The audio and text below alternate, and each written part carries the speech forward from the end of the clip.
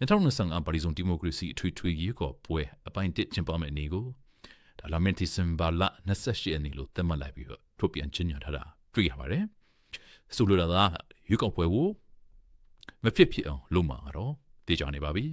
။ဒီမိုကရေစီခီးကိုသွားဖို့အတွက်ရွေးကောက်ပွဲဟာ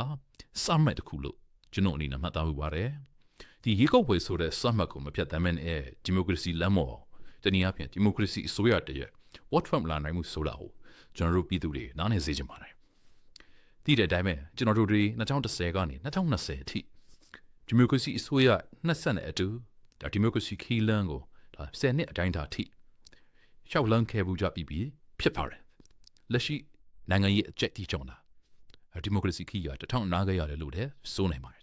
။ရစီစဲမြောင်ပြောရင်ဒီလာမန်2025ရွေးကောက်ပွဲဟာအရင်ရှောက်လက်စာဒီမိုကရေစီလမ်းကိုပြန်ဖွင့်ပေးမယ်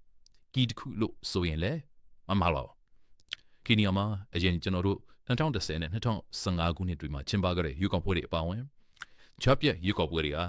တာမန်နိုင်ငံရေးအခြေအနေတွေမှာမဲပေးဖြတ်တန်းခဲ့ကြပါမယ်။ဒီလာမယ့်2025ရွေးကောက်ပွဲကတော့လက်ရှိဖြစ်နေတဲ့နိုင်ငံရေးနဲ့စီးရေးအကြက်တီတွေပြဿနာတွေကိုဖြေရှင်းနိုင်ဖို့အတွက်အခုဒီတော့ရွေးချယ်မှုထွက်ပေါ်လို့စိုးနိုင်ပါတယ်။ဒီချက်ကတိတ်ကိုအရေးကြီးပါတယ်။နော်ပြီးကျွန်တော်တို့ပြည်သူတွေနိုင်ငံရေးကိုစိတ်ဝင်စားဖို့လိုပါတယ်။ဒီနိုင်ငံရေးဟာကျွန်တော်တို့ပြည်သူအလွှာပေါင်းစုံရဲ့စာဝတ်နေရေးနဲ့ဒါကြိုက်သက်ဆိုင်နေတဲ့ကိစ္စဖြစ်တဲ့ကိုလည်းမေတ္တာလို့မရတော့ဘူး။ဒါကြောင့်နိုင်ငံရေးပြန်လေအဖောင်းနိုင်ဖို့အတွက်ရွေးကောက်ပွဲလမ်းကြောင်းကနေတစ်ဆက်ကျွန်တော်တို့ပြည်သူအများစုရွေးချယ်လိုက်တဲ့လွှတ်တော်ကိုယ်စားလှယ်တွေနဲ့လွှတ်တော်တွေပြန်ပေါ်လာမှာဖြစ်ပါတယ်။ဒီလွှတ်တော်ခေါ်နိုင်မှလည်းနိုင်ငံအတွက်ဦးစီးဦးဆောင်လုပ်ပေးမဲ့ဒီမိုကရေစီရတအစိုးရတစ်တည်းပေါ်ထွက်လာမှာဖြစ်ပါတယ်။ဒါကြောင့်ကျွန်တော်တို့အနေနဲ့လာမယ့်2025ရွေးကောက်ပွဲကိုဒါပြီးခဲ့တဲ့ရွေးကောက်ပွဲတွေအထက်ပူပြီးအာရုံစိုက်တဲ့နယ်လို့တိုက်တွန်းလိုရတယ်